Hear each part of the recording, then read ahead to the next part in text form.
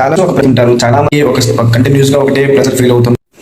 Hi Mullapudi Sai Kaushik. అదేంటంటే మా పేరెంట్స్ని ప్రౌడ్గా ఫీల్ చేయాలి. నా కోసం చాలా సాక్రిఫైస్ చేశారు, చాలా సపోర్ట్ ఇచ్చారు.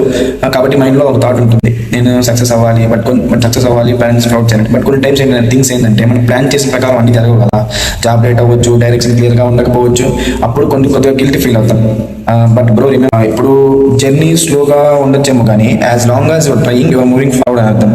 నువ్వు ఎప్పుడైతే ట్రై చేస్తుంటావో అది నీ ఫెయిల్యూర్ కాదు, అది నువ్వు సంథింగ్ నేర్చుకుంటున్నట్టు, నువ్వు ఫ్యూచర్లో ఎప్పుడో సక్సెస్ అవుతా ఉన్నట్టు. కానీ ఊరికి జాబ్ రాలేదు అనుకోకూడదు ఎప్పుడు కూడా.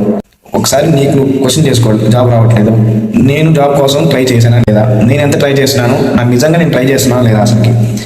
అలాగే నీకు నువ్వు క్వశ్చన్ చేసుకున్నప్పుడు ఆటోమేటిక్గా ఈ ప్రాబ్లంకి సొల్యూషన్ నీకు తెలుస్తుంది. నేను నిజంగా జాబ్ కోసం ట్రై చేస్తున్నానా లేదా అనేది అక్కడ మాత్రం నువ్వు గిల్ట్ ఫీల్ అవ్వాలి. అంతేగాని నాకు జాబ్ రావట్లేదు అని మాత్రం నువ్వు గిల్ట్ ఫీల్ అవ్వద్దు. నేను పేరెంట్స్ ప్రమోట్ చేయలేకపోతున్నా అని నువ్వు గిల్ట్ ఫీల్ అవ్వద్దు.